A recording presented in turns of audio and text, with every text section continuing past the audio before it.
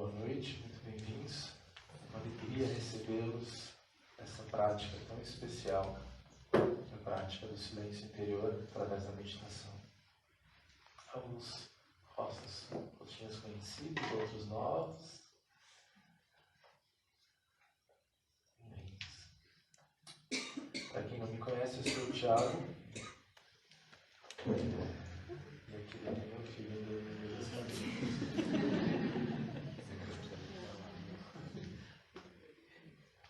A gente fez um contrato para ele poder trabalhar um pouquinho mais a concentração de vocês, então você vai ter a meditação.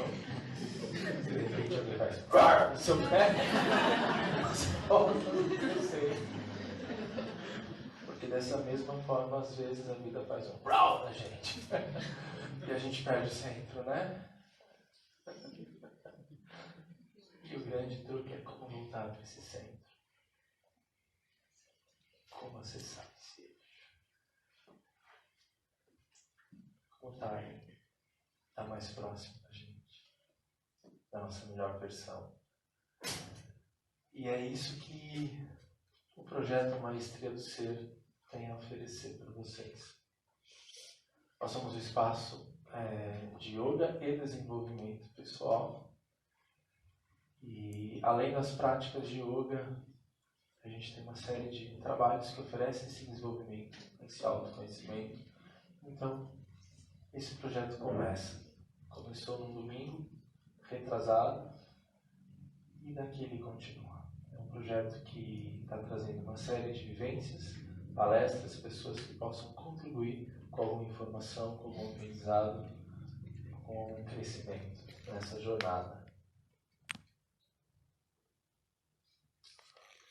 Lá em 2006, a ideia do projeto foi ser do Ser. Ela falou, Thiago, tem muitas pessoas que vêm pelo yoga, e o yoga é uma super ferramenta para trabalho no corpo físico e tudo mais. Alguns vêm pela meditação, eu vou te ter aula com início de meditação. A gente pode oferecer mais. E aí a gente está convidando algumas pessoas para trazer suas experiências em autoconhecimento para serem compartilhadas. Numa próxima a gente vai ter um Caruso, semana que vem. E aí em 2006 a gente foi para a Índia, a gente teve a chance de ficar lá um bom tempo, morar um tempo lá na Índia. E uma das maiores motivações era a busca de um guru. Aquela visão do guru e aquele que poderia ser um professor que removesse os obstáculos, que ensinasse um caminho de autoconhecimento e desenvolvimento pessoal nessa jornada. E a gente, durante o tempo que ficamos na Índia, conhecemos muitos. Mas passava um tempo, faltava alguma coisa. Até falei isso numa aula hoje. Faltava alguma coisa. Até quando a gente voltou para cá e a gente então finalmente encontrou o nosso guru, nosso grande professor. A gente encontrou na nossa família. A gente encontrou esse professor nos nossos amigos, nos nossos alunos de yoga, na nossa cidade. A gente encontrou esse guru dentro da gente. E esse é o projeto Maestria do Ser. Você se torna o teu professor, o teu guru, o teu mestre. Eu escutei esse final de semana. Não está mais na moda você ter um guru. É claro que está na moda ter professores e eles são sempre muito importantes. Muito importantes. Mas não está na moda mais você transferir para uma outra pessoa aquilo que você pode fazer por você, pela tua história, pelo teu caminho. É fincar o cajado. Falar, eu assumo. Deixa comigo. Bate no peito. Deixa comigo. Aqui, ó. E aí, essa é a ideia do projeto Maestria do Ser. Que possamos tomar essa consciência de tornarmos mestres de si mesmo, através das inúmeras ferramentas que a gente vai estar trazendo nos convites para todos que virão. E a gente agradece muito a presença, a participação de cada um de vocês nesse dia. E em todos que virão. A Tainá enviou, né, na divulgação. A prática de hoje é busca pelo silêncio interior como caminho de autoconhecimento, com Ulisses Gopala Cipollone e comigo, Tiago. E aqui tem um descritivo que fala assim: quando silenciamos a mente, criamos um espaço para nos conectarmos com o nosso eu divino. Através do silêncio podemos escutar, tá entre aspas, Deus, nosso eu divino, escutarmos a nós mesmos, a nossa sabedoria interior e as verdadeiras potencialidades latentes em nós mesmos. A meditação nos mostra o caminho e nos torna disponíveis a este encontro. Nessa palestra vivencial, traremos elementos e ferramentas para que possamos criar essa conexão em nosso dia a dia. Então a ideia é como fazer isso. A gente vai trazer um pouquinho desse como, desse tempo que a gente tem aqui juntos. Boa noite, gente. Meu nome é Ulisses, como ele falou, Gopala Cipollone. Na verdade, meu nome é Ulisses Cipollone Arellano. Gopala foi o nome que eu ganhei na Índia, quando eu fui para lá também, participar de um retiro. Algumas pessoas que foram então aqui. Foi fantástico, a Índia é realmente transformadora. E um pouco do que eu trouxe no início aí parece uma coisa talvez boba no primeiro momento, mas a gente perceber essa agitação mental é o ponto mais importante. Porque a gente não foi ensinado a trabalhar nossa mente. A gente conhece um corpo saudável, talvez, tendo uma referência de um corpo saudável. Vocês fecharem os olhos e perceberem um corpo saudável, talvez seja aquela pessoa sarada, na praia. Mas o que é uma mente saudável? Não foi ensinado. Então o yoga, né, traz algumas ferramentas para a gente acessar esse silêncio interno, e como eu disse no início, a percepção da respiração que está intimamente ligada à nossa mente. Eu não sei se vocês perceberam e conseguiram observar isso, mas se a respiração está agitada, a mente também está agitada. Se a respiração está calma, a mente também está calma. Então uma tem influência sobre a outra. Às vezes a gente está aqui falando, né, e fala, nossa, mas ele vive tão light, né?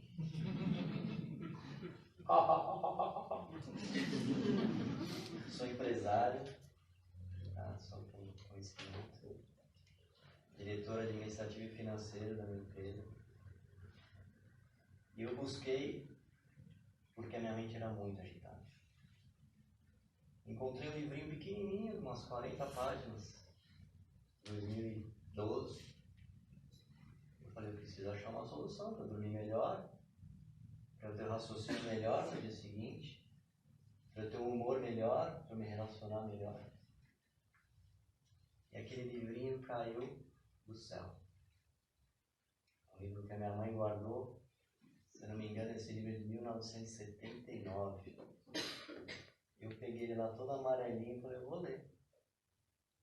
Estão falando que é tão bom, e a gente ouvia já falar na mídia. E naquele livro me veio uma coisa muito interessante, de fazer algumas perguntas, e dizia no fim, após algumas perguntas, guarda as respostas da sua pergunta, medite durante todos os dias, e daqui 6 meses você abre essa carta que você escreveu para você mesmo. E eu esqueci.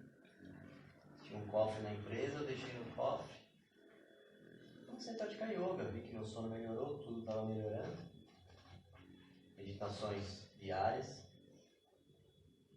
Árduas no início, porque o corpo um pouco flexível, eu queria sentar no chão. um dia mexendo no meu cofre, 1 ano e meio depois eu abri aquela carta. E eu olhei e falei, nossa, quem escreveu essa carta? Não era eu. Incrível a transformação que aconteceu apenas de 5 a 10 minutos diários de meditação. E talvez a gente fale, nossa, como que eu vou fazer para separar 5 ou 10 minutos diários para meditar?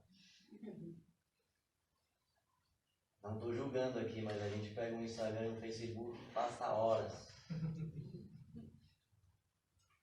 Depende de uma disciplina também. E o reflexo da meditação, que traz esse silêncio interno, que a gente se conecta com a gente mesmo, de verdade, é um relacionamento bom com tudo. Uma vez me falaram, nossa, mas a gente fica meio apático, não fica? Eu também acho. A meditação fica todo mundo assim, Meio zen, né? Não, a gente põe cadeira, arruma as coisas, pega, varre, limpa, paga, faz tudo, meditando. Mas é incrível que o dia rende mais. Uma vez eu escutei, cadê o nome? Lembra, Mônica, que uma vez você falou assim, hoje eu vou fazer o meu dia com um pouco mais de atenção. E aí no final do dia ela falou, me sobrou mais tempo. Que legal, né? Se você tem tempo para meditar, medite 10 minutos por dia. Se você não tem tempo para meditar, medite por 1 hora.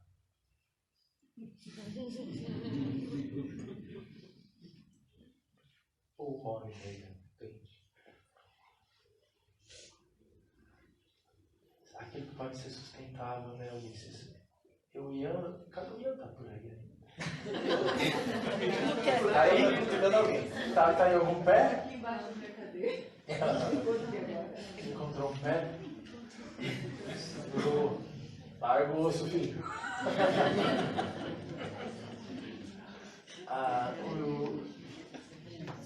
É tão bonito ver as crianças que meditam, né? Mas as crianças não meditam assim, né? Elas meditam de uma forma divertida, lúdica. Eu e a Michelle, a gente colocou no quarto dele uma vela, uma almofada para ele, uma para mim e uma para ela. A gente falou, agora a gente vai fazer meditação. Meditação é meditação. A gente fechou os olhos e ele fez um... meditação para ele. Aí a gente respirou uma vez, soltou o ar. Ele falou, posso apagar a vela agora? Presença total. Apagou a vela e ali foi a prática da meditação. Essa foi a prática dele, não são 5 ou 10 minutos com ele, mas com 1 minuto, com uma respiração, com alguns segundos. Mas se a gente faz tudo isso todos os dias, um pouquinho por dia, quantos minutos ao favor a gente vai ter no final de um ano? Né? E aí é mais fácil dizer, eu medito todos os dias, do que eu nunca tenho tempo para meditar. É diferente o diálogo, né? A relação com que a gente fala. Meditação tem um quê de presença, na verdade. Às vezes a gente, acredita que é só sentar, fica lá. A gente fala isso do yoga. Nossa, achei que yoga era parado. Quem faz uma prática forte, às vezes de asana, de postura, e fica... Nossa, não acredito que é assim. Meu Deus. Então,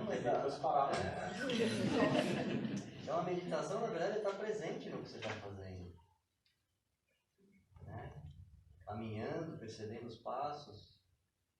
Quando a gente começa a treinar isso, a gente começa a perceber no nosso dia, está dirigindo, está tocando um celular, como a gente faz muito, está tudo certo, não tem nada errado. Mas percebe, às vezes, o toque seu do seu dedo no celular. Já traz um foco em presença. Sua mente vem para cá assim, você vai treinando ela a ficar aqui. Posso dar uma historinha bem interessante sobre a mente. Eu ouvi uma vez, não lembro onde. Na verdade, você imagina uma zebra numa savana. A zebra está lá pastando. Daqui a pouco ela parecendo um barulho estranho, ela vê o leão. Ela olha e continua passando, tranquila. Na hora que o leão começa a disparar contra ela, ela foge. Corre, corre, dispara o coração, ativa todos os músculos e foge. Consegue se fugir. A zebra, se vocês assistem Animal Planet, que eu amo, ela consegue realmente fugir. Na verdade, ela tem um coice muito forte, pode até matar um leão. E ela consegue fugir. Agora imagina se fosse a gente. Depois dela fugir, ela parou, comeu, voltou ao natural. O batimento cardíaco diminuiu. Se fosse um ser humano, como seria? Vamos imaginar. Ele corre como uma zebra e consegue fugir do leão. O ser humano está lá pastando, ele fala assim, comendo, ele vê o leão corre atrás dele e consegue fugir do leão. Foge, dispara tudo, foge. Parou, o leão conseguiu, foi embora, ele conseguiu fugir do leão. A gente pararia e voltaria a comer? Ai meu Deus, se o leão tivesse me pegado. Ia ser dos meus filhos se o leão tivesse me pegado. E agora o que eu faço? Minha perna, não pegou minha perna? Ele vai para casa. Chega lá na mulher. Ai mulher, isso sabe o que aconteceu? O leão quase me pegou. Nem pegou, não aconteceu nada com ele. Nunca mais vou naquela savana. E pode acontecer de um dia ele passar perto de ver na TV, uma savana, e a mente volta de novo naquele carro. Não, nem aconteceu nada. A nossa mente é assim. Por nada, ela pula de galho em galho. Muitos dizem que a mente é selvagem. Acho uma palavra interessante. Mas eu prefiro achar que a mente é fantástica. Se não fosse a mente, não existia um celular. Se não fosse a mente, nada do que tem aqui, essa almofada, essa cadeira, não seria criado. É como a gente dá uma direção para ela. A gente tem que estar no comando. Esse é o ponto. Por isso a respiração está tão intimamente ligada à mente. E hoje sim, muitas informações faz parte. Tem tantas informações que tem muito sobre meditação também. A gente usa essas ferramentas que a gente vai trazer um pouco aqui, de presença e percepção no corpo, de percepção na respiração. E aí, com esse treino, a gente vai acessando esse silêncio interno, porque às vezes a gente acha que o silêncio é esse agora que eu parei de falar. O intuito maior é a gente ter esse silêncio interno em qualquer momento do dia. Nas nossas conversas, nas agitações que todo mundo tem, mas lá dentro você está tranquilo. Eu não sei se até o Dionísio, estou lendo para ele aqui, que a gente estava na Índia, eu lembro bem dessa imagem quando a gente chegou em Delhi. É uma loucura. É uma loucura o barulho, buzina, o jogo foi... Eu vi um cara meditando no meio daquela bagunça, eu falei, como é possível? Não tem silêncio externo, mas interno ele está tranquilo. E a gente prefere, né, uma cadeira, ele está lá num banco de concreto. Mas ele é indiano, ele nasceu fazendo isso, a gente pensa, né?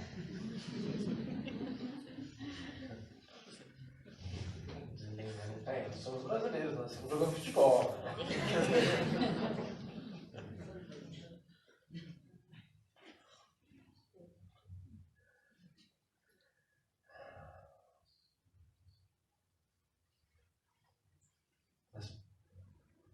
As coisas mais importantes na prática da meditação, seja ela qual for, é entender quais são os fatores que desestabilizam a mente. Tem algumas coisas que contribuem, não tem algumas coisas que desestabilizam. Quais são os fatores que contribuem para a mente se centrar, focar? E a hora que a gente entende isso, a gente está no caminho, no primeiro passo da meditação. O primeiro deles, que consideramos os mais importantes. Quem é este ou esta que medita, que busca esse silêncio? Quem é este ou esta que enxerga através desses olhos, que escuta através desses ouvidos, que fala através dessa boca. Às vezes a gente fala, a gente escuta, a gente vê, a gente age de acordo com o panorama, de acordo com o cenário montado, de acordo com o teatro. E a gente usa um determinado personagem para lidar com aquela cena. E aquela cena acaba, você terminou a peça, mas só que não. Às vezes você continua com ela. E aquele personagem continua. E aquele personagem vai com você para casa, vai com você para vários lugares. E muitas vezes passam alguns anos e aquele personagem continua. E eu estou tão identificado com ele que eu não sei mais quem sou eu. Passou 40 anos, eu sempre trabalhei nessa empresa. Quem é você? Ah, eu sou o fulano de tal da empresa tal. De repente eu não tenho mais aquela empresa, aquele cargo, quem é o fulano de tal? Quem sou eu?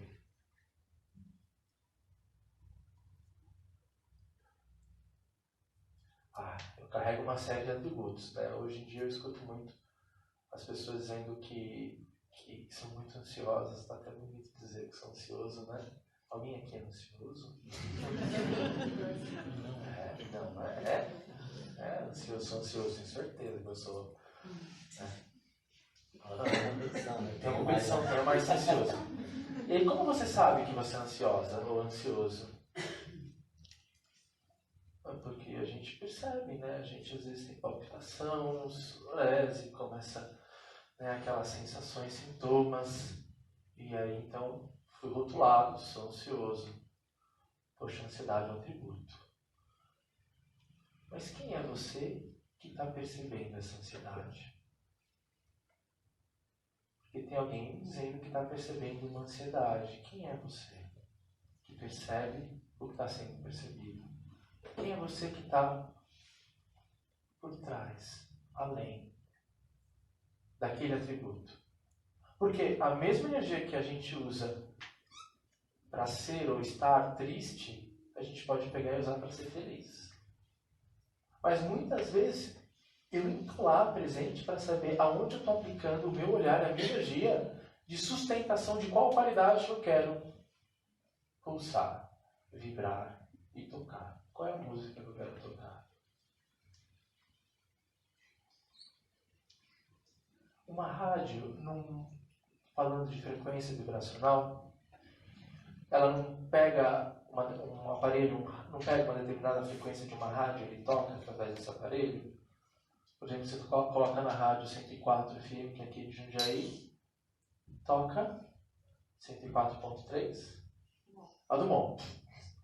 E aí, de repente, se eu coloco uma outra rádio, 105.1, que é uma outra... Ok, mas eu quero tocar do Monte, mas por que eu não consigo? Porque esse rádio não está ajustado naquela frequência da emissora. O autoconhecimento é muitas vezes entender qual é a música que você toca, porque você é o responsável para ajustar essa frequência. Porque se você está no carro e está escutando uma rádio e a música não te agrada, você troca a estação. E se você está aqui tocando uma música que é desagradável, por que a gente não troca? Porque a gente nem percebe. E se está falando em frequência, o que é frequência? Onda. O que mais? Vibração. Tempo. Ok, tempo. Frequência. Frequência é o número de vezes que um determinado evento acontece no espaço de tempo. Então, com qual frequência você faz aula de yoga? 2 vezes por semana. 7 dias, no período de 7 dias, esse evento acontece 2 vezes. Isso é frequência. Tá. Nós temos, segundo Hawkins, que fez uma tabela dos emocionômetros lá, uma tabela das emoções. Já viram? Frequência mais baixa e frequência mais alta. Qual que era a frequência baixa, pesada, densa? Raiva. O que mais? Medo. Tristeza. Angústia. Mágoa. Quem falou vergonha? Era o mais baixo. Vergonha era o dos mais baixos, lá na tabela dele. Ele não colocou uma lá, é vergonha. Ele não colocou uma, mas uma muito baixa. Revolta. Revolta, leva lá para baixo. Tá. Essa frequência da vergonha está 20 Hz. Aí você vai raiva, tem uns 30, 40 Hz. Mais ou menos assim. Quais são as frequências mais elevadas? Alegria, gratidão, paz, amorosidade, compaixão, solidariedade. Essa palavra é forte. E ela pulsa numa frequência, a paz, a iluminação, 700 Hz para cima, tá? Então, eu tenho uma frequência baixa, mais densa, e uma frequência alta. Pensamento, impulsos elétricos, sentimentos magnéticos. E na conexão entre elétricos e magnéticos, a gente faz com que a nossa vida aconteça. As coisas acontecem, né?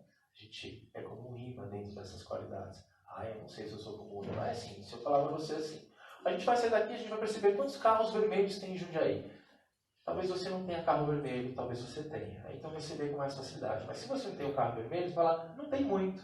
Aí você vai virar a esquina aqui, você vai ver um monte de carro vermelho. Por quê? Porque você ajustou as suas antenas, a sua visão, os seus sentidos para ver carros vermelhos. Incrivelmente, você vai no supermercado e vê 3 juntos. Você fala, nossa, eu nunca vi tanto carro vermelho na minha vida. Vou até comprar um. Meu carro é vermelho. Não é todo tem uma música. Então você ajusta a sua frequência, você começa a ver e buscar dentro do que você está vendo aquilo que está vibrando e pulsando. Se frequência é o número de vezes que acontece no período de tempo, um determinado evento acontece no período de tempo, tá. Uma vez eu recebi um quadro que tinha uma foto de um ser iluminado, era a foto de Jesus e uma pessoa normal, e a frequência de Jesus estava lá em cima. Quais são as emoções que fazem com que a nossa frequência fique mais elevada? Amorosidade, paz. Então, vamos ver. Jesus. Tem um ditado que fala Jesus amado. Tão bonito isso, né? Meu Jesus amado. Então, qual frequência Jesus sentia amor ao longo de um dia?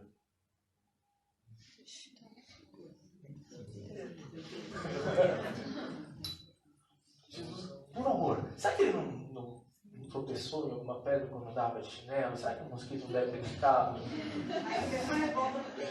Não teve uma revolta no tempo? Teve a revolta no tempo? Eu não estou falando de religião nada, eu só estou falando historicamente. Vai lá embaixo. Revolta. Ele ficou revoltado no tempo. Quanto tempo ele ficou revoltado? Virou tudo, passou um tempinho. Para onde ele foi? Jesus amado. Ele volta. Eu imagino que ele volta. Mas às vezes a gente vai lá na revolta e fica. E fica. E fica. E fica. E volta de novo. E fica lá na revolta. Nem volta para outro lugar. Fica na revolta. Passou 20 anos. Aquele desgraçado que fugiu com a moça, né? Porque há 20 anos eu não consegui, a tia Dulce, né? Há 20 anos eu não consegui sair daquela frequência. E quem está sendo responsável para pulsar aquela frequência? Para onde está a minha mente sendo direcionada que não me permitiu mudar e pulsar e tocar uma outra música? Raiva, está nesse mundo, vai vir pernilongo e vai picar. Talvez você sinta um pouquinho de raiva naquele momento. Mas olha que ele picou e foi embora, passou. Próximo passo. Então, a hora que a gente toma consciência, como o Ulisses trouxe, aonde eu quero pulsar, eu quero vibrar. E quem sou eu que pulsa e que vibra aonde eu quero vibrar? Esse é um dos aspectos mais importantes. Uma das maiores causas do sofrimento é o desconhecimento do eu, de quem sou. E quem você é? Tinha um cara, vou dar uma história que a Patrícia me contou com o Ulisses uma vez. Tinha um cara que descobriu que Buda, em qual frequência será que ele estava, né? Buda é o maior exemplo de paz. Será que ele não perdeu a paz no momento? Talvez, também na Índia, né? Tem conturbado algumas experiências às vezes, né? Também tem muito pernilongo, tem muito mosquito, tem muito... Eles davam uma passadinha rápida por ali, mas voltavam, porque eles aprenderam a sustentar aquela qualidade. E na sustentação daquela qualidade, libertavam-se do sofrimento. Porque a identificação que gerava com uma determinada qualidade que pudesse gerar esse sofrimento era dissolvida. E aí então o cara correu atrás do Siddhartha, Buda Shakyamuni. Queria se libertar do sofrimento. Ele se sentia uma pessoa muito sofredora. Ele torceu para algum time, né? Vou falar com ela. É o mesmo time que o meu. Mesmo que o nosso. A gente tá lá. Ainda nem passei isso com meu filho. Isso daí... E aí ele foi atrás do Siddhartha para que ele pudesse livrá-lo do sofrimento, porque ele havia encontrado a iluminação. O Siddhartha se tornou um Buda, o estado búdico, um estado de consciência, assim como Jesus se encontrou num estado crístico, o estado de consciência. E aí, depois de longa peregrinação, ele chegou na frente do Buda e falou: finalmente eu te encontrei. O Buda o recebeu com muito amor e carinho. E aí então ele fala: Buda, eu vim aqui porque eu gostaria que você me livrasse desse meu sofrimento. Aí o Buda falou: poxa, me perdoe, sinto muito, sou grato.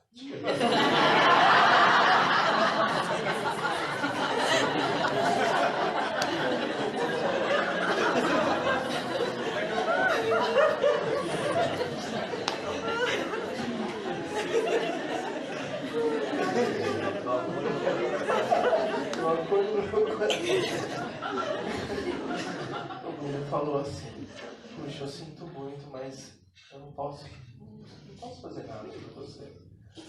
Buda, se você não pode me livrar do sofrimento, quem é que pode? Aí o Buda respondeu: o único que pode livrá-lo desse sofrimento é aquele que te colocou nele.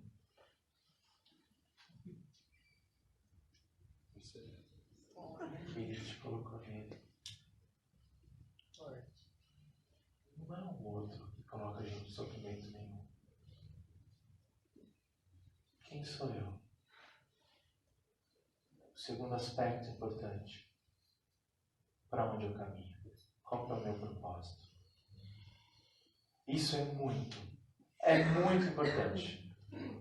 É muito importante. Porque se eu tenho um barco à deriva no oceano, qualquer tempestade é mais fácil para afundá-lo. Mas se eu sei o meu norte, para onde eu caminho, meus motores estão ligados. Se vem as ondas, eu aprendo a furar essas ondas. Para onde? Qual é o meu propósito? E se ele faz sentido. Porque se ele não faz sentido, você vai precisar ficar fazendo muitos cursos de motivação, cursos motivacionais, né? Vários livros motivacionais, cursos motivacionais. Mas se o seu propósito é digno o suficiente e faz sentido para você, ele te oferece a motivação que você precisa para alcançá-lo.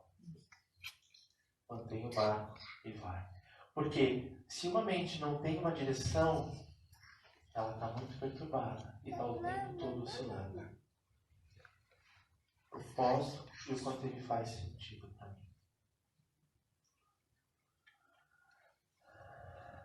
Qual é a música que eu toco?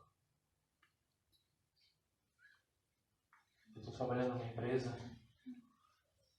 e eu trabalho com atenção plena lá nessa empresa, na operação das máquinas. E eu tenho pouco tempo com eles para eles pararem, estão fazendo e voltarem lá. E a gente trabalhou o estado de atenção. O estado de atenção, se concentrar, todo mundo sabe, meditar é fácil, muito fácil. Se concentrar em entrar na meditação é fácil. O que é mais desafiador é sustentar a concentração. Se concentrar é fácil, sustentar a concentração é um desafio.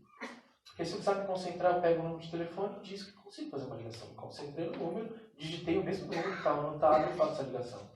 Agora, sustentar por um período maior a concentração é um desafio.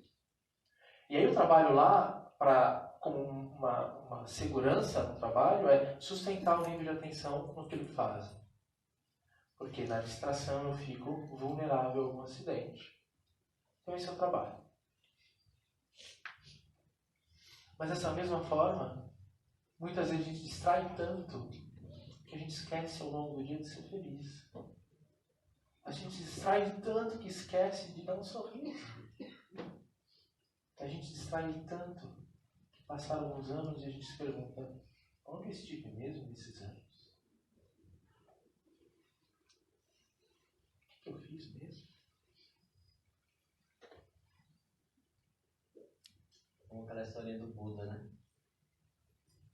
rapaz perguntou para o Buda, você que é o iluminado? Siddhartha, né? Buda significa iluminado. Por que você é iluminado? Ele falou, eu como, eu ando, eu bebo. Buda disse. E o rapaz falou, mas isso eu também faço. A Buda falou, não. Quando eu como, eu como. Quando eu bebo, eu bebo. Quando eu ando, eu ando. Atenção plena que o Thiago estava tratando. A gente vai fazer um exercício assim agora, tá? De atenção plena. Então, eu vou pedir para sentarem de forma confortável. E lembra, a forma confortável é a sua forma confortável.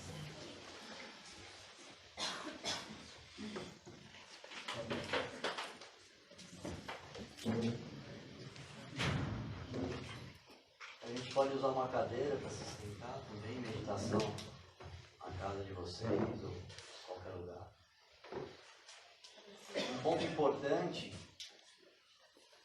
para a meditação, para não gerar torpor na mente, para não gerar sono ou agitação, é manter uma estrutura firme. E a firmeza é diferente de rigidez. Então, senta de forma confortável, encontra o formato confortável para os braços. Os ombros às vezes ficam tensos. Encontra um formato, talvez as palmas para baixo, as palmas para cima.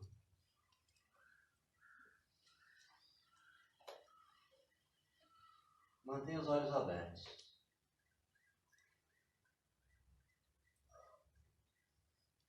E aos pouquinhos vai fechando os olhos, mas deixa uma frestinha.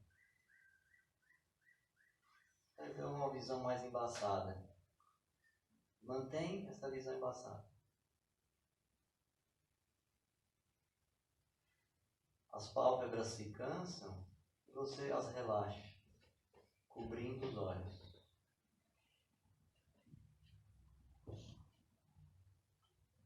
Direciona a sua atenção, a sua percepção para os pés. O pé direito e o pé esquerdo que tocam o chão.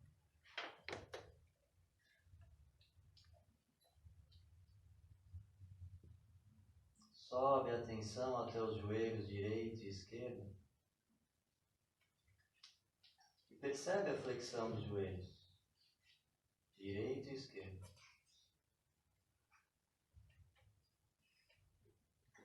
A atenção sobe até os glúteos. E percebe o glúteo direito e o glúteo esquerdo, que tocam o almofadão ou a cadeira. Percebe mesmo o glúteo direito e o glúteo esquerdo.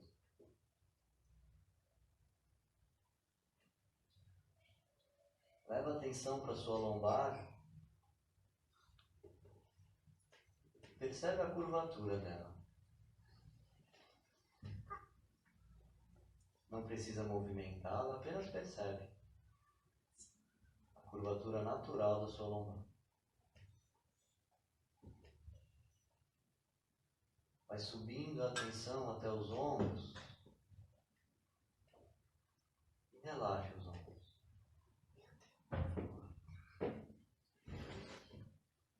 Observa a sua cervical, a parte de trás do pescoço. E respeita também a curvatura natural dela. O queixo paralelo ao chão. Os lábios relaxados. E a sua língua toca a parte de trás da arcada superior dos dentes.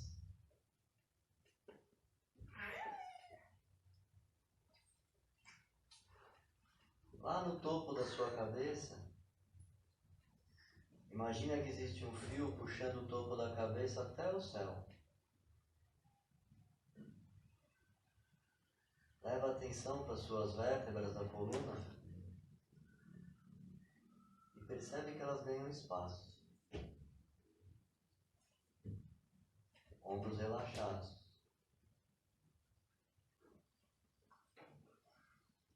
Relaxa o ponto entre as sobrancelhas.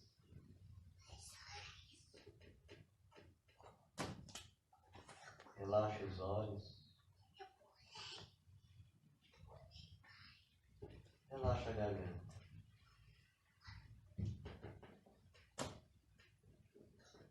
Percebe o seu peito?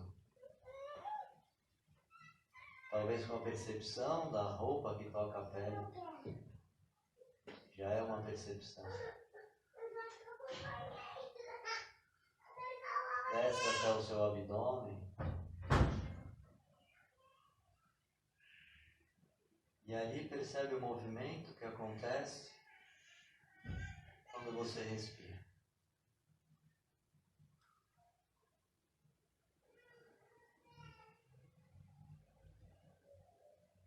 Percebe que nenhum movimento é igual ao outro.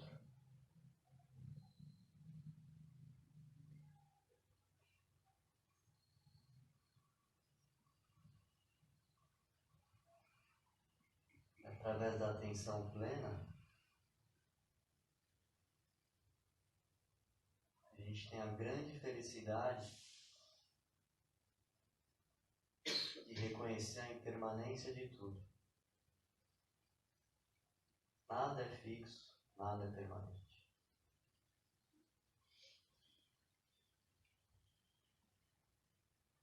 Os ombros soltos.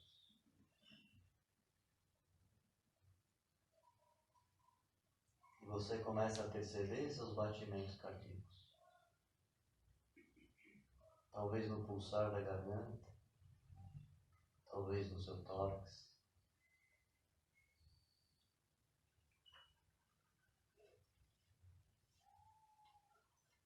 E percebendo sua respiração,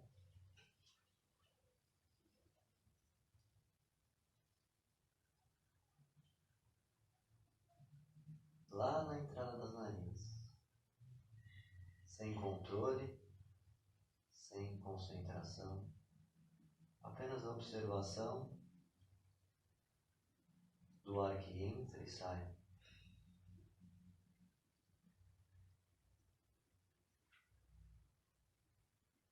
A partir daí você começa a contar a sua respiração.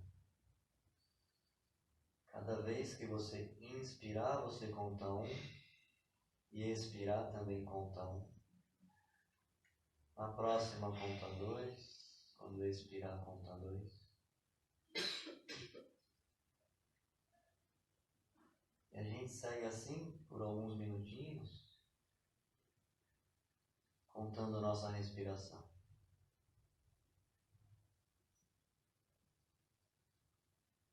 Se vierem pensamentos, e você perder a contagem, não briga com nenhum pensamento. Faz parte da gente. A gente apenas observa e do jeito que eles vieram, eles vão. Você torna a contar a sua respiração. Se você perdeu a contagem, volta do 1. Não há nenhum lugar de chegar. Apenas contar a sua respiração.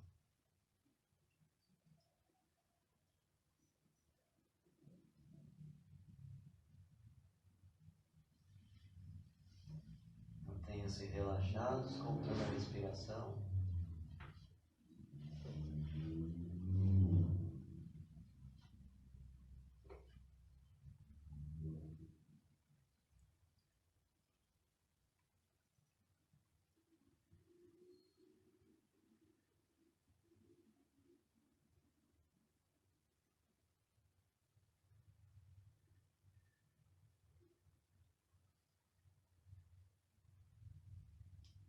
Se a mente distraiu, volta para a contagem.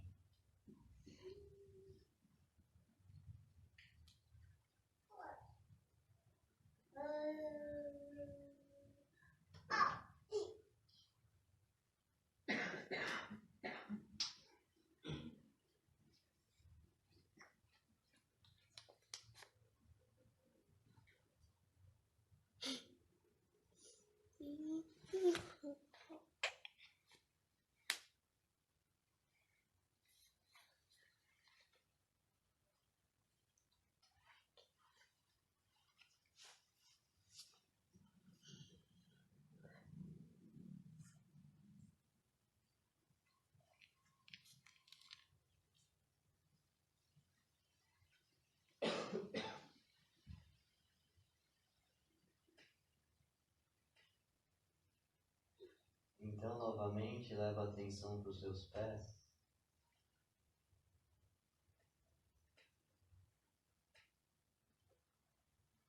E afina a sua percepção a cada detalhe dos pés. Percebe o primeiro artelho, o dedão dos dois pés. O vizinho dele, o segundo artelho dos dois pés. O terceiro artelho dos dois pés. O quarto artelho dos dois pés. O dedo mínimo dos dois pés.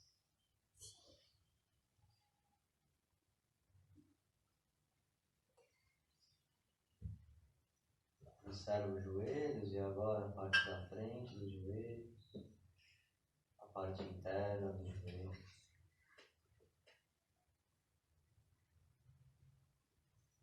Sobe a atenção, percebe a virilha direita, a virilha esquerda.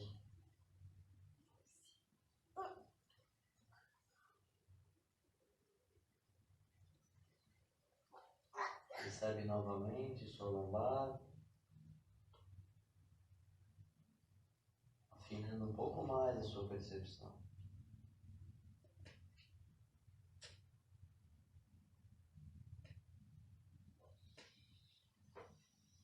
Sobe direto até o topo da sua cabeça.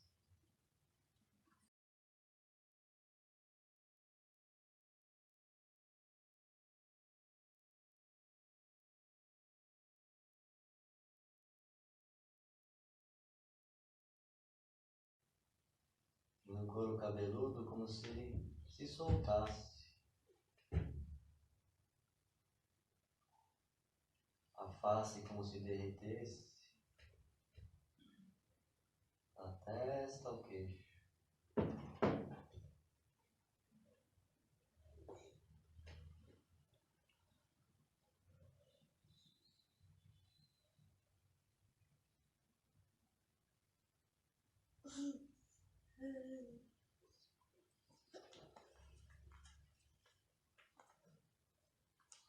Observa as sensações internas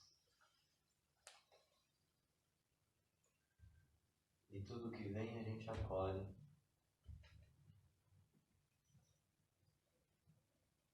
Compreendendo que faz parte da gente. Quando a gente fala do caminho de silêncio para encontrar essa força divina, é uma forma de te colocar na força, mas a gente tem tanto ruído, tanta interferência, tanta oscilação, que até chegar nessa fonte, a gente precisa só encontrar qual é esse caminho. E o silêncio muitas vezes oferece uma visão para entender aonde é essa força que eu vou me conectar. Tem ditado que fala que os olhos fornecem a visão e o coração o caminho. Quando eles se conectam, algo muito grandioso acontece.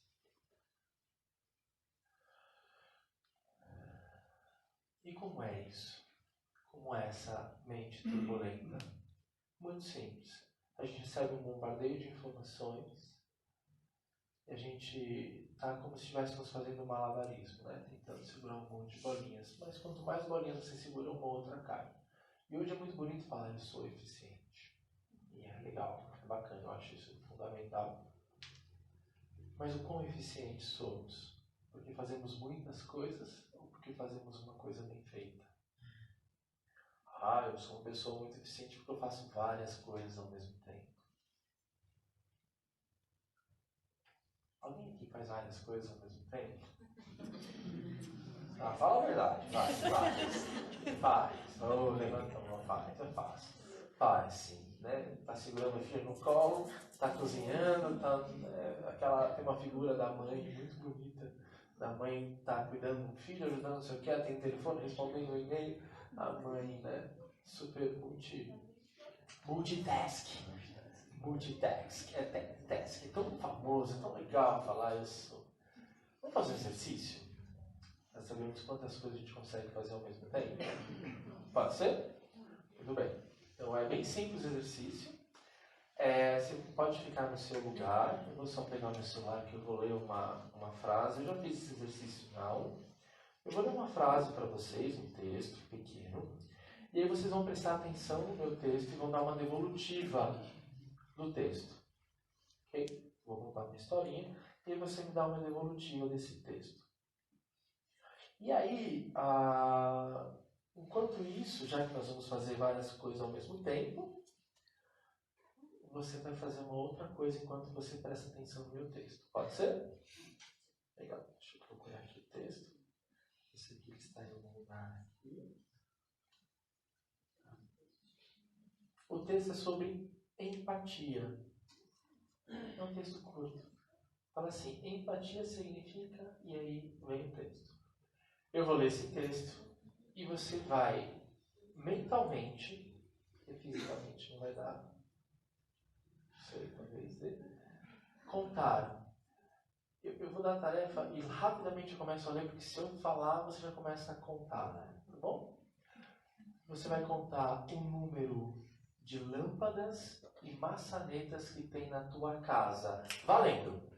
Empatia significa a capacidade psicológica para sentir o que sentiria uma outra pessoa caso estivesse na mesma situação vivenciada por ela.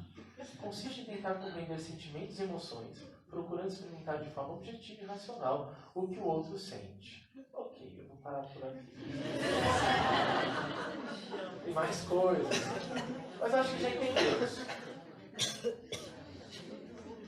Por isso que eu quero morar num lugar mais simples, mais simples, Ok, spot, gente.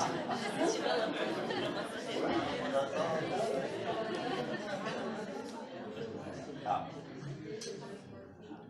Contaram quantas lâmpadas, maçanetas. Maçanetas é fácil, só dobrar, né? O número de portas dobra. E o que eu falei sobre empatia? Empatia, capacidade psicológica. O que mais? Sentir quantas lâmpadas? Maçanetas? Não sentindo o que ele sente, eu não falei nada disso. Sentindo o que sentiria uma outra pessoa. Você tá me dropindo, moça. Você sabe o que significa, né? Você deu um truque em mim e 6 em você.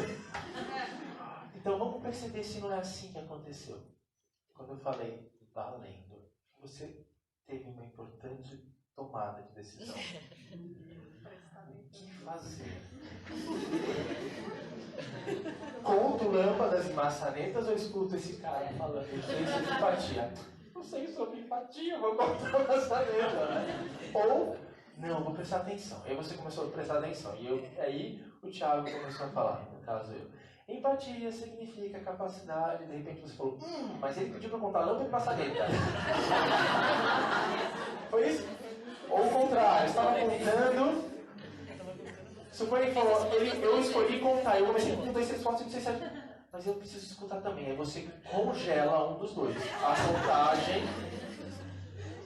ou o texto. Não foi isso?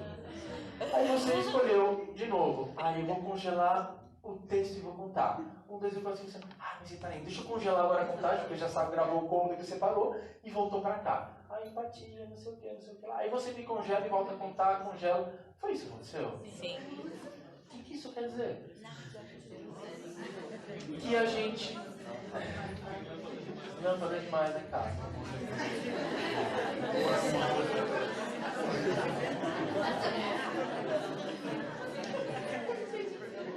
Você não fez nenhuma coisa nem outra. Que a gente não faz nenhuma nem outra.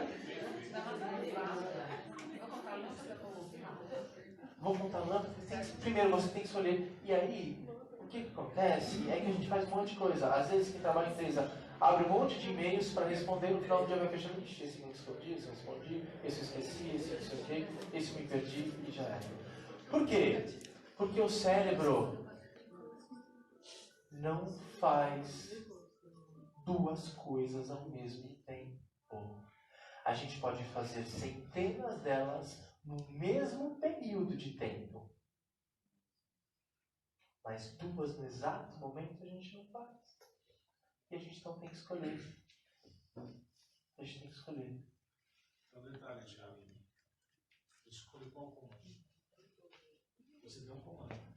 Usou uma palavra valendo. E aí ele escolhe. Tá valendo.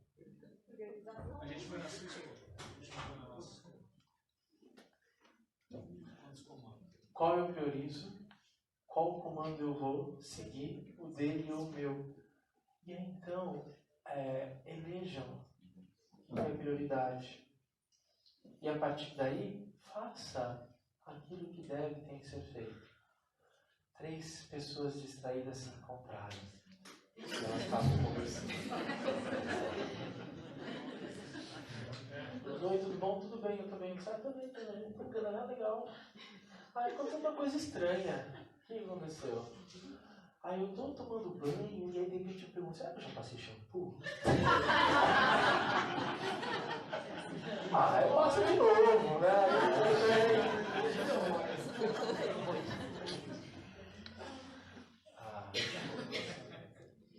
Eu falei, é normal, né? Eu sempre pego o mesmo sabonete com aquela mão e aquele lugar do meu corpo é o mais cheiroso, porque eu sempre sabonete é aquele ritual, né? Aí outra falou, mas isso não é nada. E eu que estou em casa, e aí eu varro a casa, depois eu pergunto, será que alguém já varreu a casa? Aí eu tenho que olhar para ver se está realmente varrido, né? E na dúvida eu varro de novo.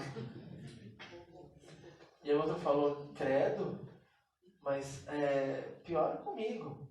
Eu chego em casa lá, moro sozinho, olhei para a fruteira e falei, quem comeu minha banana?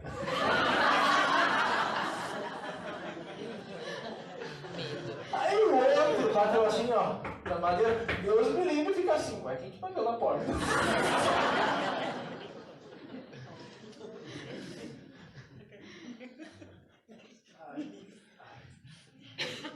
Fala a verdade, o problema já aconteceu, né?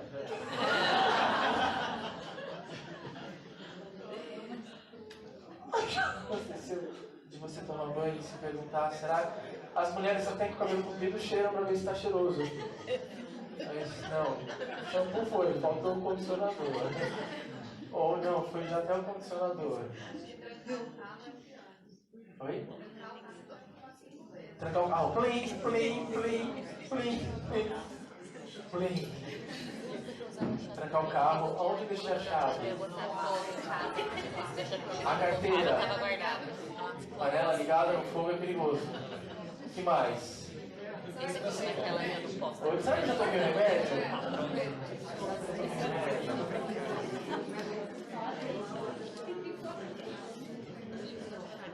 Será que ao longo do dia eu tive a chance de sorrir?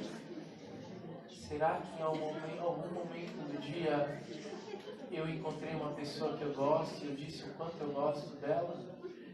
Será que em algum momento do dia eu lembrei de que hoje é o melhor dia desse mundo?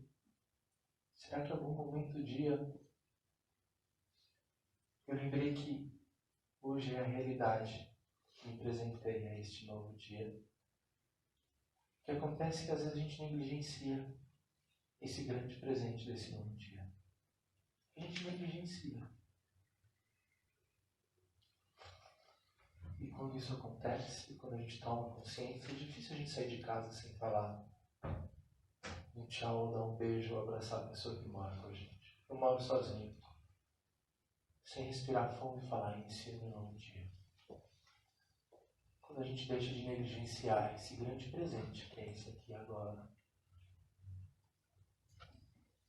Eu sei, muitos de nós temos uma série de rabichos para trás.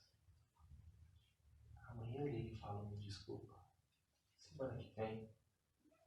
E isso muitas vezes é um incômodo que a gente carrega que gera uma agitação inconsciente na nossa mente. Mais um fator de distração. Porque muitas vezes eu não soube.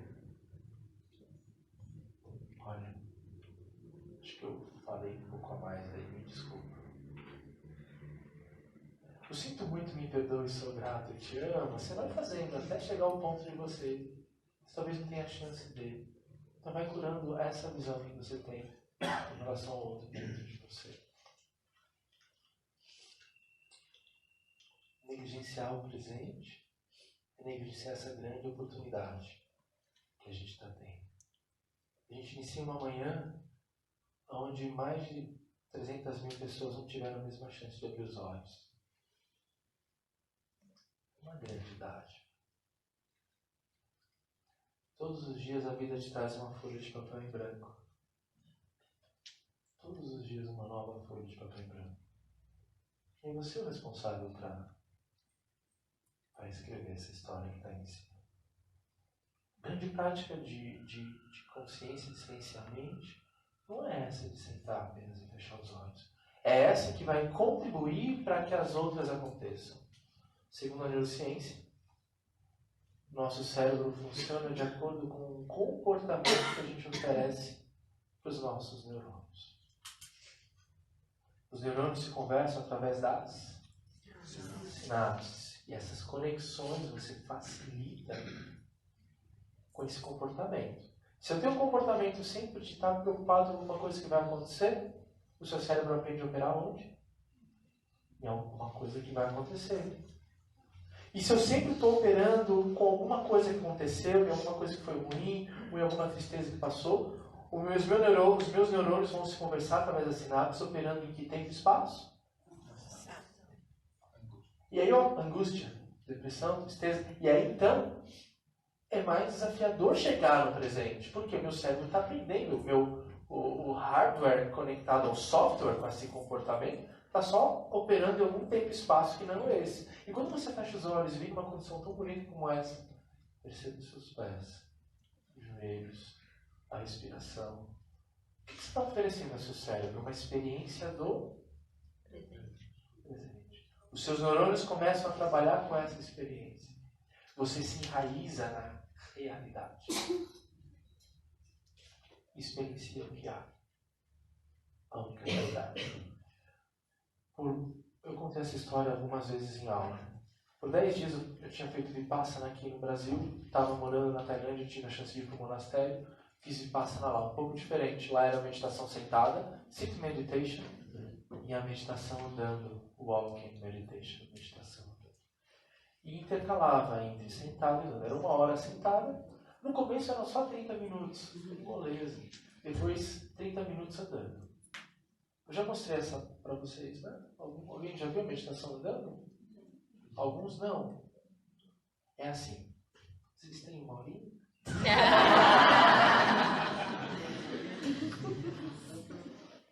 Coloca na postura, braços para trás e para frente, segura bem firme o seu abdômen, ou segura os punhos ou não, e você diz mentalmente, pé direito vai à frente e toca o chão.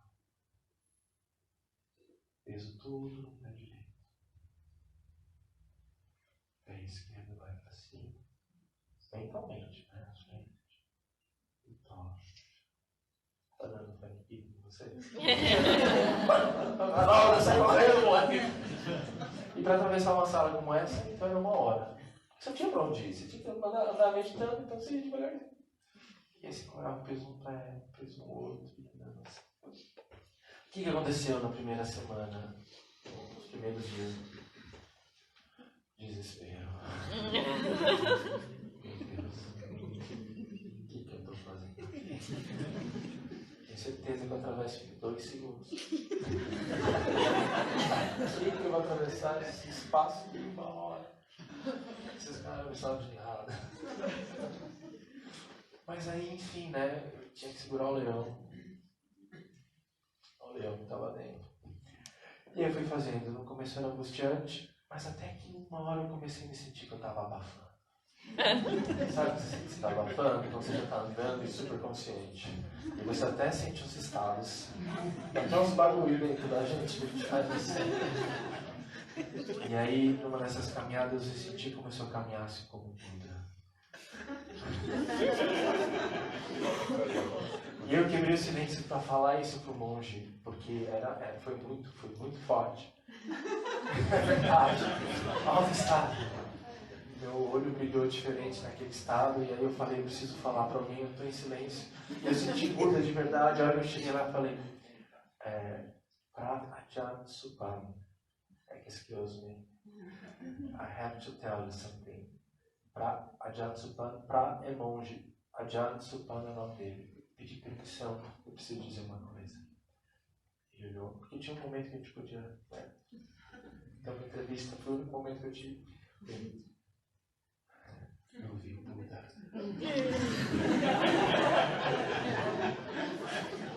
Eu sou o Buda.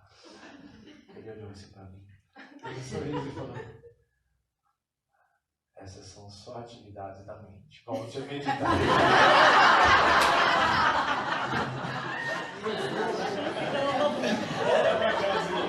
It's off the mind.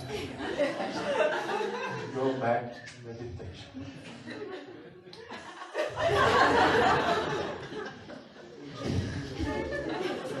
Aí eu voltei e falei: não, tá bom. Foi muito legal.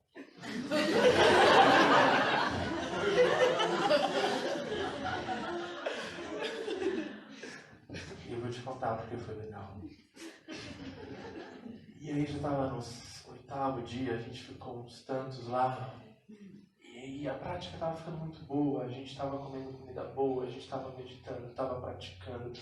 E foi aumentando e foi ficando muito legal. E aí um dia, no intervalo, a gente acordava às 4 da manhã, 4h30, tinha meditação até às 6h30. Café da manhã é quase um almoço de manhã. Aí depois o almoço era às 11, à noite a gente não janta, né?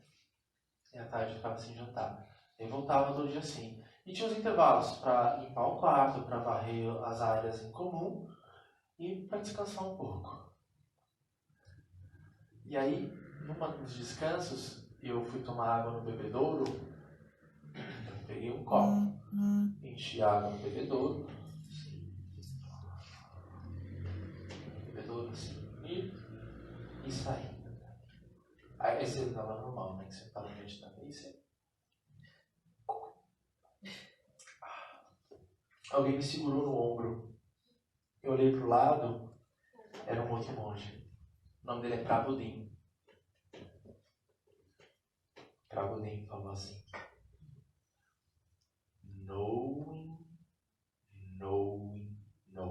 Do verbo to know, né? Consciente, né? Saber. What?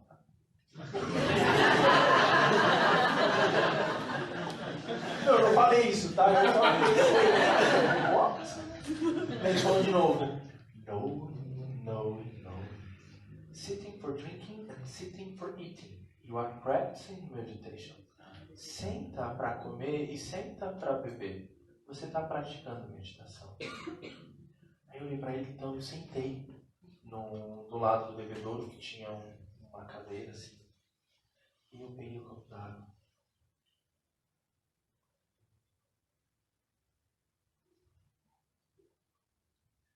E ali eu percebi que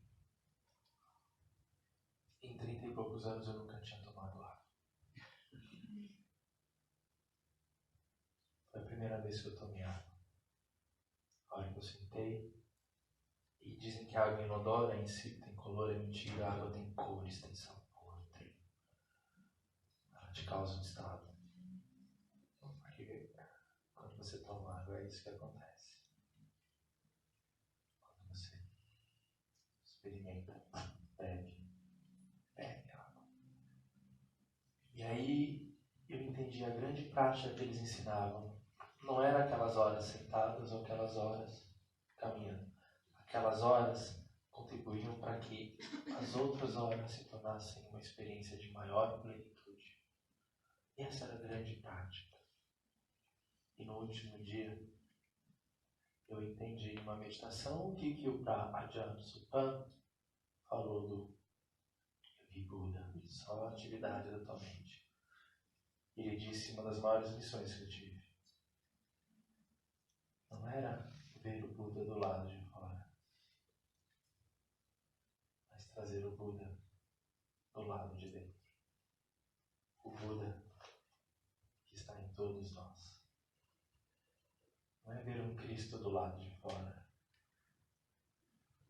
mas é ser o Cristo do lado de dentro, que está em todos nós. E que ele existe e acontece através da consciência das nossas ações. Ele não acontece gente está reativo. Ele acontece com atividade, quando estamos ativos. E eu entendi o Buda. Não era do lado de fora. Torne-se um Buda. Torne-se um Cristo.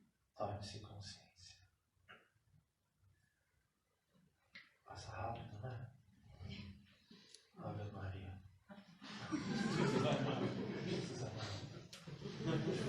Deixa eu tomar mais uma.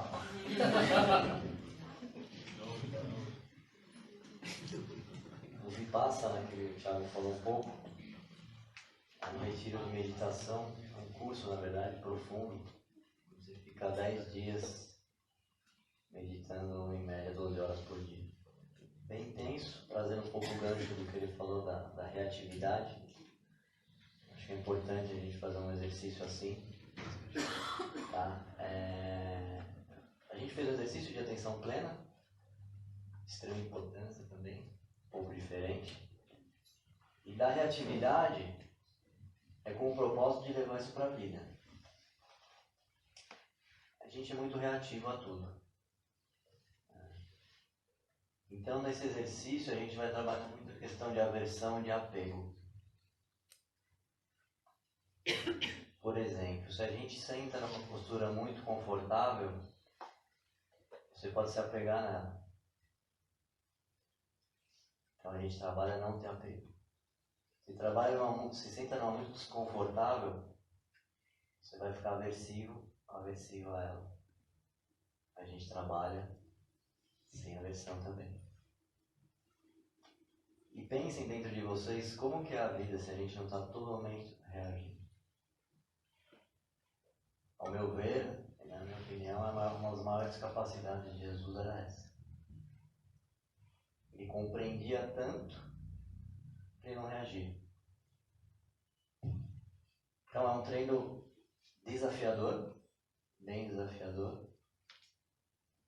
Mas a partir desse treino a gente acessa muito o nosso silêncio interno. Porque a gente tem que parar de reagir. Então, se a gente estiver sentado em meditação como a gente fez, né? E aqui não é um julgamento, tá? A gente está treinando. A gente treina a mente. Como treina caminhando, como treina sentado. Eu percebi algumas mexidinhas. Né? E a gente quer se ajustar. Porque a gente quer a zona de conforto. Ah, mas é meu cérebro me avisando que eu vou ficar machucado se eu ficar torto. Ou será que é sua mente? Querendo te dar o desafio da evolução e encontrar esse silêncio. Então o treino é esse. A gente sentar e observar o que vem. Qualquer coisa que vem. Quando eu tive no Vipassana, eu fiz também, mas foi aqui no Brasil. Tive uma situação um pouco parecida. Eu acordei com um zumbido forte no ouvido, eu falei, fiquei surdo. Estava no 7º dia. E aí eu falei, nossa, meu pai tem zumbido no ouvido. Meu irmão tá surdo. Será que é genético? Olha a minha mente. Nossa, genético, surdez, né? Pode ser. Meu irmão pegou uma bomba que explodiu e ficou surdo. Meu pai é tecelão, não sei quantos anos, então mostrou as máquinas. Mas eu desesperado não ouvia nada. E tinha uma cachoeira perto de onde eu fico. Eu não ouvia nem a cachoeira. Eu falei, não vou ter que falar com alguém. Isso era umas 11 horas da noite. Eu fui lá e tem um gerente que fica, se acontecer alguma coisa, você pode ter acesso a ele. Eu bati na porta, bati, ele não atendi, daqui a pouco ele vem. Naquela cara de sono, a gente dorme bem cedo, lá. Eu falei, eu preciso falar com você, eu preciso ir embora. Tenho que ir embora, que eu acho que minha pressão caiu, porque o meu ouvido não tá pitando, não tô ouvindo nada. Que loucura, mente. Ele falou assim pra mim, apenas observa. A minha vontade, acho que a vontade de todo mundo aqui é absolutamente. Just observe. Just observe. Caraca. E aí ele fechou a porta e entrou e tentou observar. E como eu paixão, aí começa a respirar um monte de coisa. E eu fui pro meu quarto, eu falei, vou ter que ir lá, encarar. E aí eu comecei realmente a observar essa sensação de surdez, que na verdade não existia. Olha que ponto chega a mente de criar coisas para te tirar esse acesso ao silêncio. E ela é ruim? Não. Mas eu tenho que estar no comando dela. Eu observei, daqui a pouco comecei a ouvir novamente a cachoeira. Fui pro meu quarto e dormi super bem.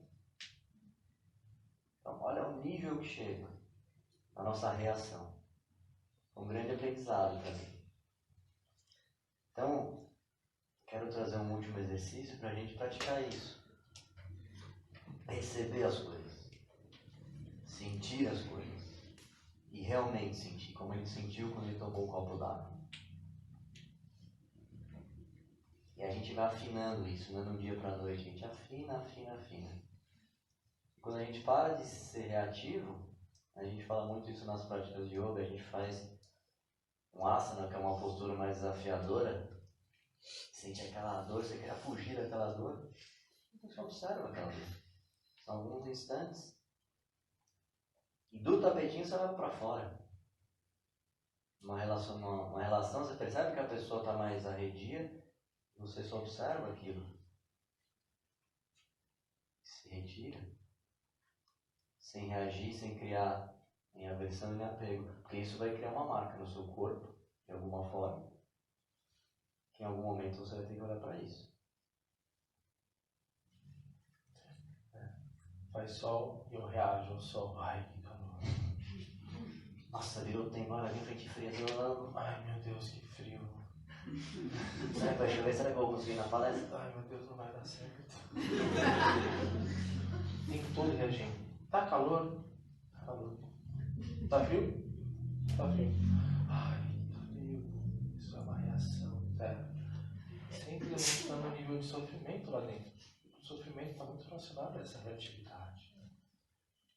E não é ficar no frio sofrendo no frio, como alguns monges fazem isso. Tibetanos, existe uma meditação que chama meditação Tumo, onde eles vão para o Himalaia, ficam lá no frio, só de cueca, temperatura de menos 20 graus, ficam numa cabana, pegam uma toalha molhada, põem nas costas e aquecem o corpo em 8 graus, só com o poder da mente. Eles falam que é para quebrar as negatividades.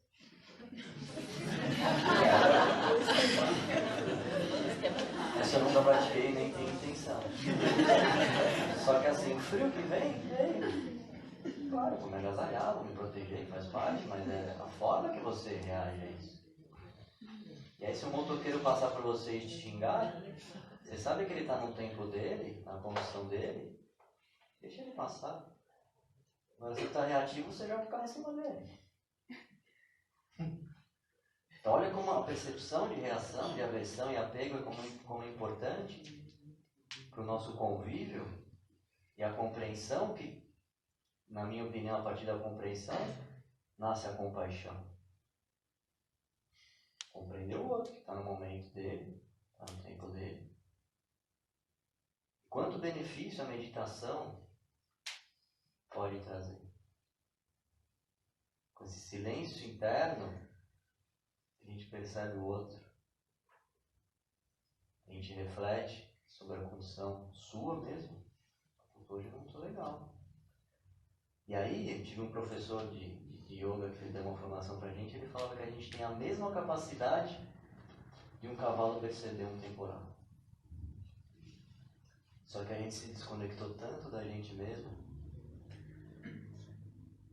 que a gente não consegue mais perceber. Como que a gente vai conseguir se conectar com uma outra pessoa se a gente se desconectou da gente mesmo? Tive uma experiência interessante com uma maçã. Fui comer uma maçã um certo dia, faz um tempo atrás. Na hora que eu mordi a maçã, eu amo maçã, na hora que eu mordi a maçã eu senti um negócio estranho no meu lábio. Eu falei, tá estranho. Não vou comer. E não comi. E eu olhei aquilo e falei, nossa, se fosse antigamente eu comeria, talvez eu passasse mal. Mas uma maçã faz mal? Por que não? Então eu percebi no meu lábio uma sensibilidade que o lápis realmente tem, mas a gente está tão desconectado, tanto cheio de informação, né? Acontece, até aconteceu comigo um tempo atrás isso, e é legal trazer, que eu fui mandar um WhatsApp pra minha mãe. Na hora que eu abri o WhatsApp tinha um monte de mensagem. Eu comecei a ver as outras e falei, nossa, pra que eu ia mandar o WhatsApp? Não, isso não acontece. Isso de presença. Não. Gente, Você entra lá na Só rede. que perceber que você fez aquilo já te traz uma grande consciência para você se ajustar. É como pensar, os pensamentos existem, como eu falei na prática. Você observa eles, faz parte da gente pensar. Se você fica brigando com ele, ele vai ficar mais forte. É o que o Jung falava, tudo que você resiste, persiste. Então você olha o pensamento, como nuvens do céu.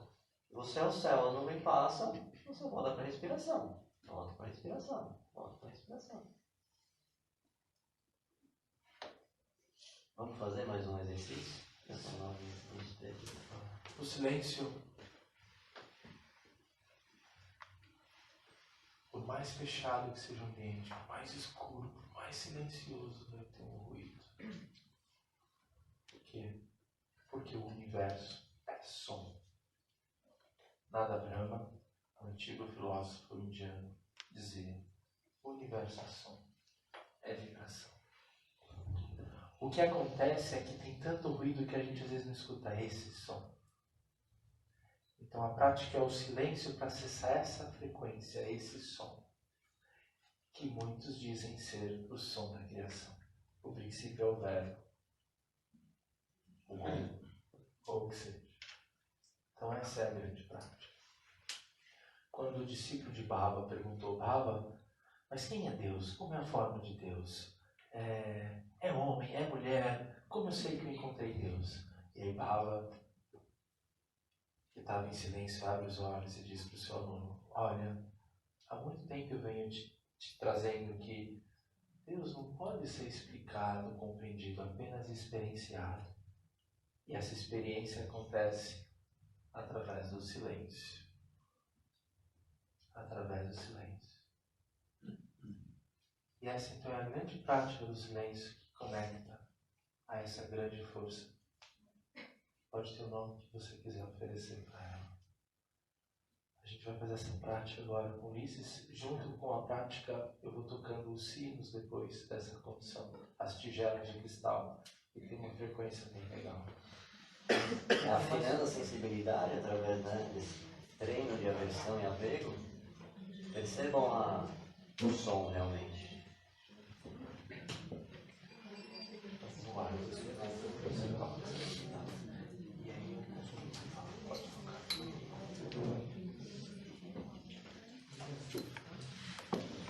Então, novamente, senta de forma confortável. E a proposta agora é ficarmos imóveis. Quem quiser ficar com os olhos abertos pode ser também.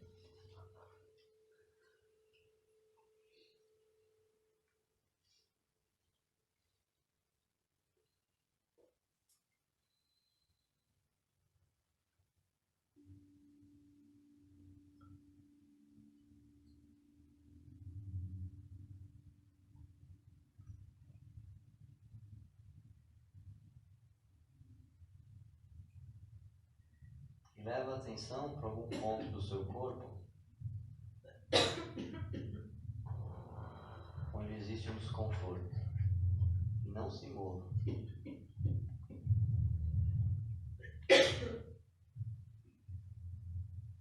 Observe esse ponto. Não cria aversão nem apego.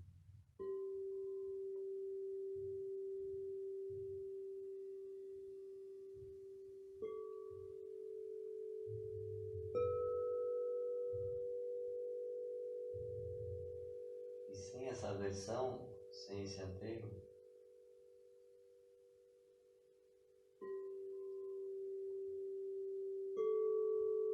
sem achar bom ou ruim o som que acontece,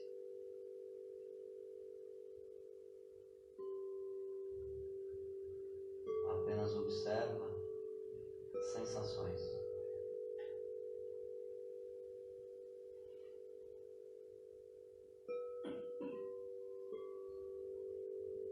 Percebendo a realidade como ela é.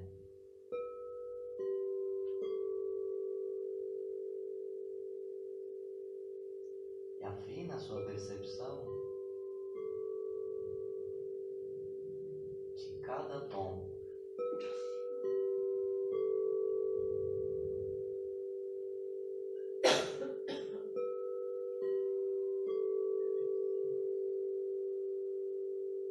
E a partir da não agitação, da não aversão e não apego,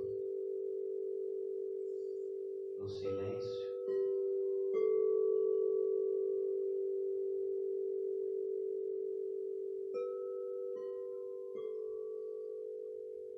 deixa a mente clara, observando cada detalhe.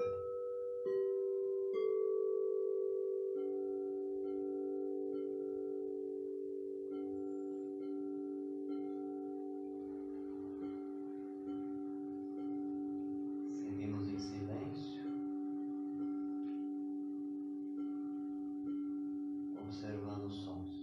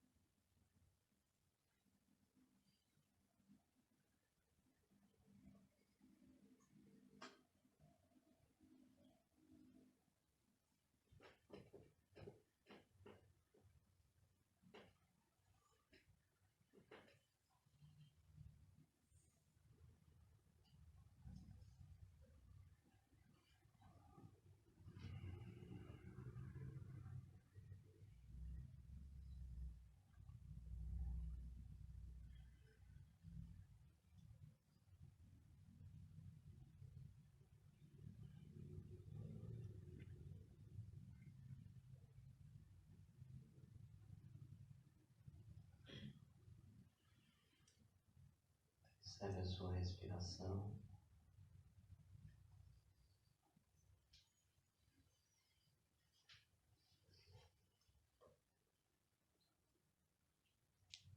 Percebe seu estado interno.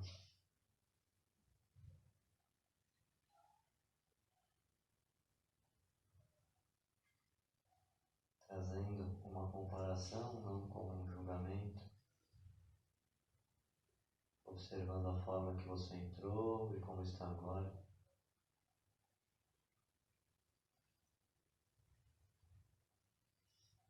Seu estado mental, sua energia.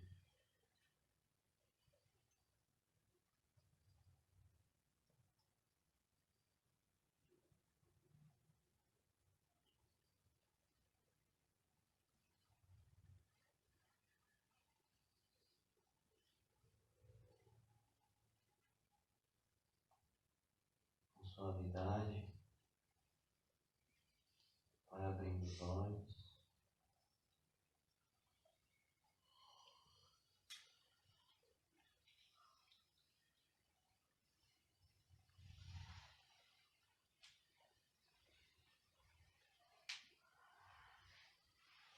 Pode trocar um pouco a face, os ombros, os braços.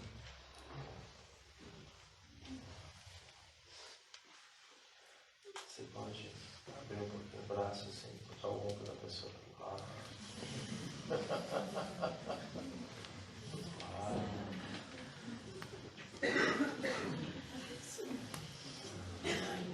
Quem tá na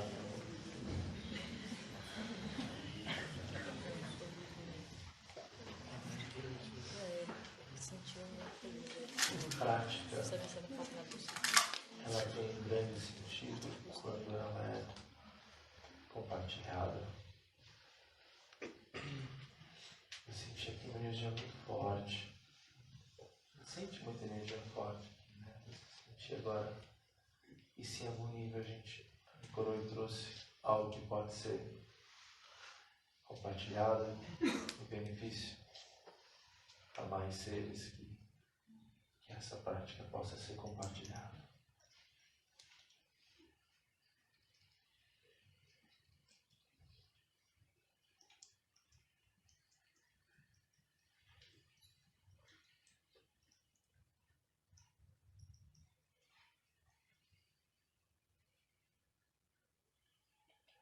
A grande maestria do ser está na nossa capacidade de servir com consciência. Em utilizar a qualidade bonita como a solidariedade e compartilhar um pouquinho das qualidades e virtudes que a gente se abastece em prol a mais seres. Eu participo de um grupo chamado Importar-se.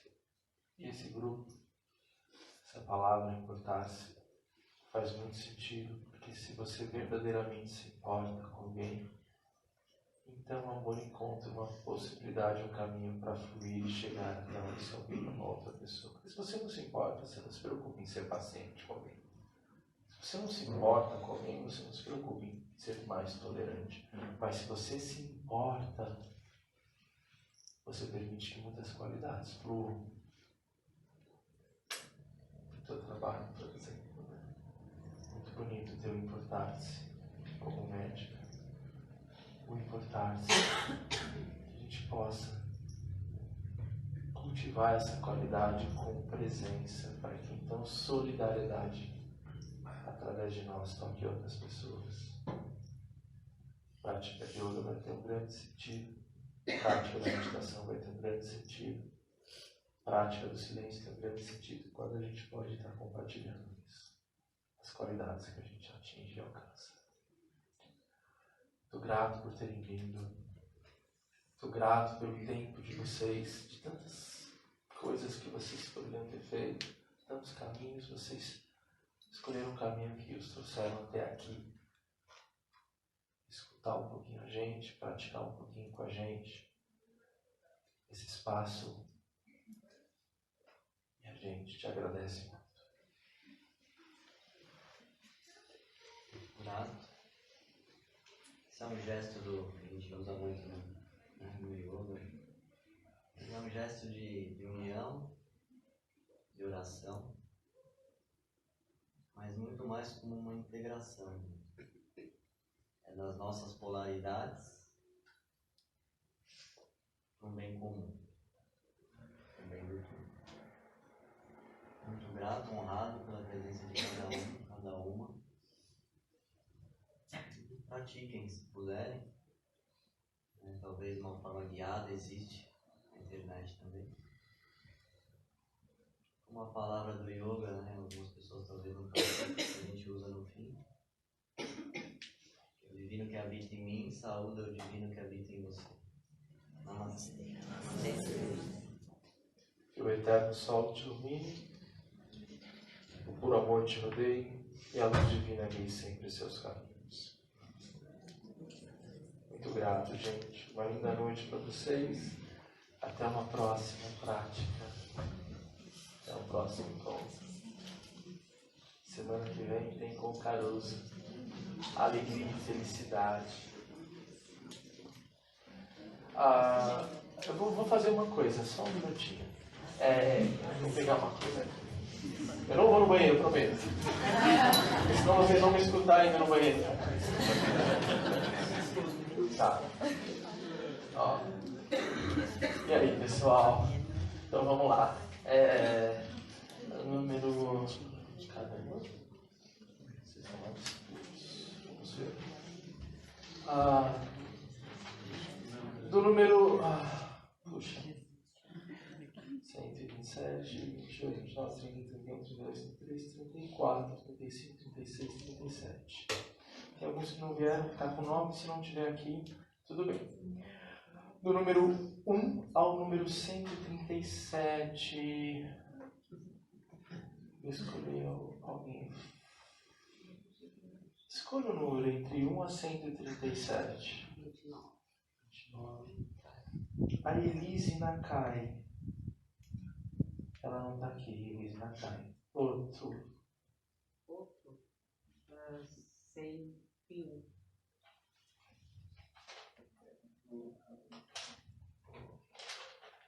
101 é Roberto Caruso.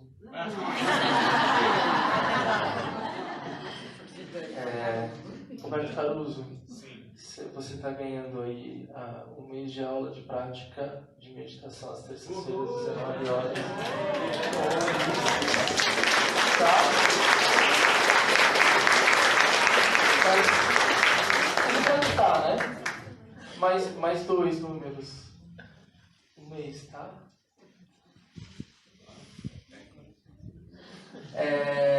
Agora, de 1 a 137. 17. Uia. Juliana Gobato. Juliana também um mês, tá? Para vir praticar, se você se sentir confortável. E quem pratica deve ter um mês de desconto. Bom, né? É um incentivo para a gente fazer. Eu escutei aqui no ouvido e ninguém falou isso. Próximo, de 1 a 137. Marcelo, escolhe o número. Se falar um número seu, meu número. Eu vou falar um outro, claro. 31, né? O meu é 114. 31. A Celina. Celina! Você também tá um mês aí oferecido pelo Leonardo. Vocês, por favor, fiquem à vontade, sintam-se à vontade para vir praticar nesse mês. A prática de meditação às terças-feiras, 19 horas, 18 horas, com o professor Ulisses. Muito grato por terem vindo, uma ótima noite para vocês. Espero que de alguma forma a gente tenha contribuído com alguma informação e até o próximo encontro.